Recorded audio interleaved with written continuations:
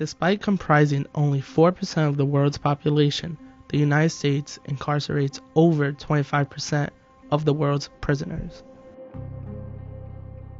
There are currently 2.3 million people serving time inside American prisons. Every year, American taxpayers spend over $80 billion to house, supervise, and rehabilitate these people. My name is Lazaro Lugo. I'm a student here at St. Francis College, pursuing my bachelor's degree in sociology. But I also work as a parent coach in the social services field. In 2016, I was released from prison after serving 21 years of incarceration for an altercation that I had with another young man who, as a result of that altercation, lost his life. I've been in and out of jail all my life. I spent from 15 to 18 in juvie, and I came home. I got locked up again when I was 19.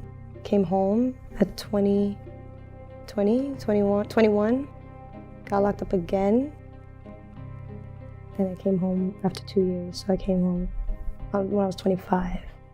So like a large portion of my life I spent locked up. In addition to having the largest population of prisoners, the United States also has one of the highest recidivism rates in the world. Of the 2.3 million people currently serving time, 67% will be rearrested within 3 years of their release. After 5 years, 76% will find themselves back in prison.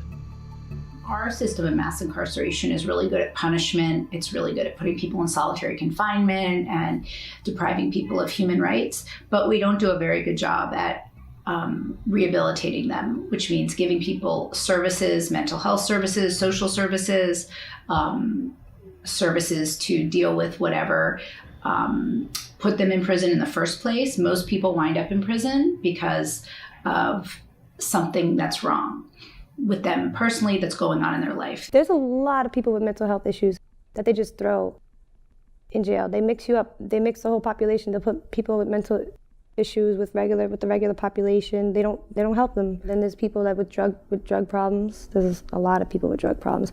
The only thing that they do is they come in and they just keep coming in and out. Like a revolving door. They're in and out, in and out. They stay for a short time, but they don't get help. Approximately 50% of inmates meet criteria for substance abuse or dependence. A significant percent committed the act they are incarcerated for under the influence. Prisons offer a unique opportunity to connect these individuals to treatment while in a relatively stable setting. Despite this, studies estimate that only 11% of inmates in need of substance abuse treatment receive it in prison.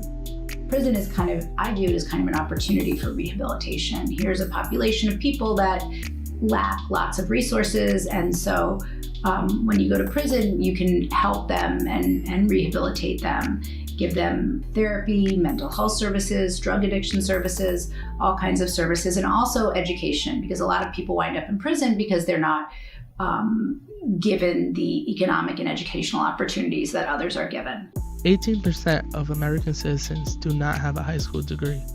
Within the inmate population, however, this number more than doubles. 41% of the present inmate population does not have a high school degree, and only 12% pursue a college degree. In an effort to reduce recidivism rates, prisons offer rehabilitation programs to help prepare inmates to successfully re-enter society. Anything good that you hear about like prisons or like systems that they have, like any programs, stuff like that, they're literally just there just to say that they have them, just to try, to show that they're like trying the rehabilitation and stuff like that, when in reality they're really not. That's not their mentality. That's not what they're built for. That's not what they're intended for. As much as we say is that we want it to be that, it's not that at all. It's really hard to get into any of the programs that are to help that they have to help you re-enter society. It's really difficult, and even if you do get into them, they're like half-ass programs. And when you go home, they don't really do anything for you. You may learn something like TV repair. So here we are in the 21st century learning to repair black and white televisions. What kind of skills are valuable from repairing 13-inch black and white TVs. When we return to society, that skill set is obsolete. The COs, I'm not going to speak for all of them, but a lot of them, their mentality is messed up. Like they're a part of the reason why the system's so messed up, because they don't want to see you succeed. Like they don't want to see you do programs. They don't want to help at all in any way whatsoever. So they make it difficult on purpose. I mean, like there would be issues where like they literally just wouldn't want to bring you there, or they would just have you on lockdown. They wouldn't let you out. In small places and spaces, some correctional officers do care, but for the most part, I believe correctional officers are adverse to the inmate population. Some are there for terrible things, let's admit, and some are totally innocent. The correctional officer has no way of knowing who's innocent or who's not. However, to treat inmates inhumane is just unacceptable. And when you're treated inhumane, when you are abused, it's hard to try to progress in that environment.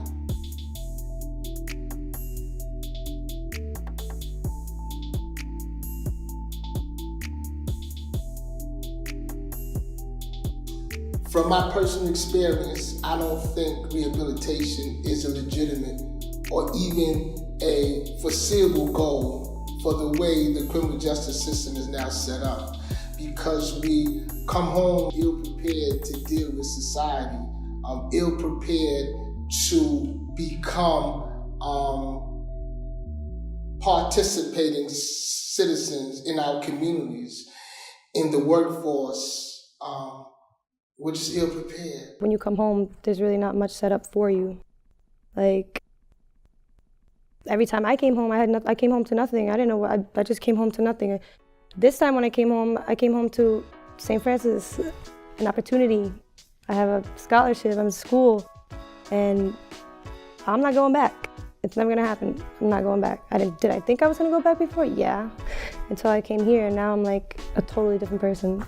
We help those men and women who have criminal convictions or criminal justice involvement finish their college degree after they've finished jail or prison. Many of our students are on probation or parole. Some have been off probation and parole for a few years and they want to move ahead in their careers, and getting a college degree is one of the best ways to have financial and economic success, and also to have a stepping stone professionally. We started because Brooklyn and Queens are kind of an epicenter of people returning from prisons. And so a lot of people go upstate and go to prisons, and they might have the opportunity to earn a GED or a high school degree and take 1 or 2 college classes, but they don't finish. So when they come home, finishing a college degree not only helps them personally and professionally, it also helps them with the reentry process. They meet a network of people who are not necessarily criminal justice involved. They meet teachers, they meet others who can help them with the reentry process. When I first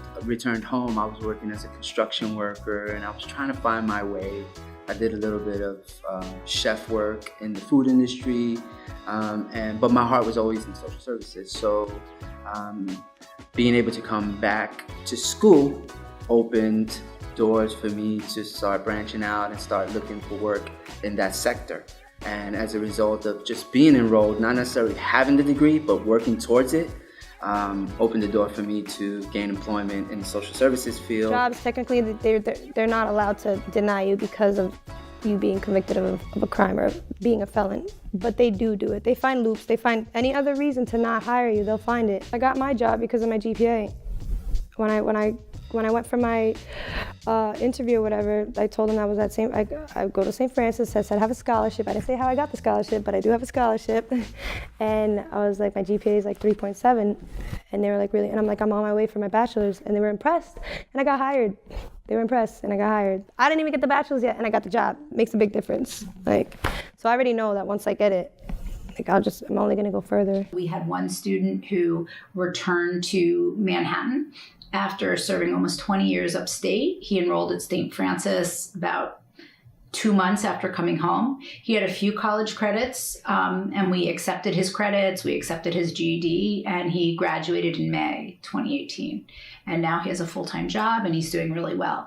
But I think his re-entry might not have been as successful as it was if he hadn't made friends here, made contacts here, and built networks here. What education has done for me is allowed me to better become cognizant of the factors that led to my incarceration, but it also helped me to be able to analyze and rationalize the outside and inside stimuli. It helps me to rationalize and analyze problems I face, the stresses I face, and I can make better choices. Education, I believe, is the foundation of meaningful transformation. 86% of people who are released from prison will eventually return. Amongst the individuals who pursue higher education, however, recidivism rates drop to almost 10%. Some especially successful programs have even reported recidivism rates below 1%.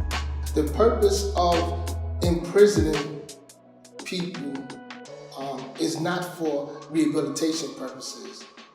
The purpose is to lock them up and throw away the key, is what is said. And that's exactly what happens if you have no out plan for the 85% of the prison population that will be returning to their communities one day. There should be reintegration services provided. There should be measurable goals. If you have no out plan, it's either two things. You don't expect to let them go, or you're setting them up to return.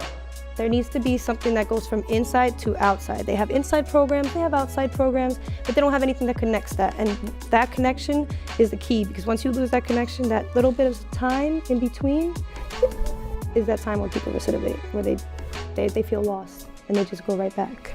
I personally was incarcerated for 8,395 days. That's 23 years. And like most prisoners, we do count our time in days, because sometimes you never know if you'll see tomorrow. So in New York State, the average cost to house an inmate for a year is approximately $60,000. So someone like myself who did 23 years, that's approximately $1.38 million. A $1,380,000 taxpayer bill. Why wouldn't I become educated? Why wouldn't I come home with the tools to be an asset to my community instead of a liability? How is it conceivable that someone can be put away for 23 years and the taxpayers foot the bill for $1.38 million and I come home ill-prepared? So I think the taxpayers have a vested interests in seeing that prisoners are educated, prisoners are given the tools to return to their communities as an asset as opposed to a liability. I think some of the best people that I've met in this world, I met while I was incarcerated. And people have this misconception that, that nothing good can come of prison, right? But there's also a saying that says that change is inevitable. It's going to come, good or bad, but growth is optional.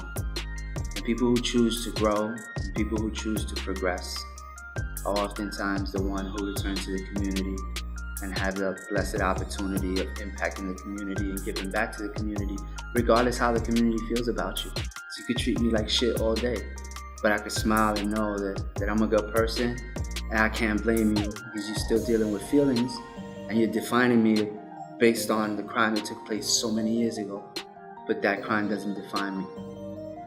We offer scholarships to students who have criminal justice involvement, who want to finish their college degrees. And so we are always trying to raise money to support this program. We buy the students books. A lot of them, they're able to take classes and they work full-time but something like the cost of books can be overwhelming. Sometimes we get the Metro cards. In one instance, we helped a student buy a pair of prescription eyeglasses because she was having trouble seeing and her eyeglasses broke. So yeah, we always need donations and assistance in that way. Here's the thing, to all those people with money, okay, all these investors, everybody putting their money into different programs. Programs like this, you should do it. I know people don't like to put their money, they think that, why would we reward people like that? Do you not want to lower crime? Do you not want to make it a safer place? The only way to do that is by helping these people get on the same path or have the same chance that you have. Put your money somewhere right, and that's definitely, that will make a difference. It's proven. Recidivism rates are so low compared if you go to school. People that are continuing their education, it's ridiculously low.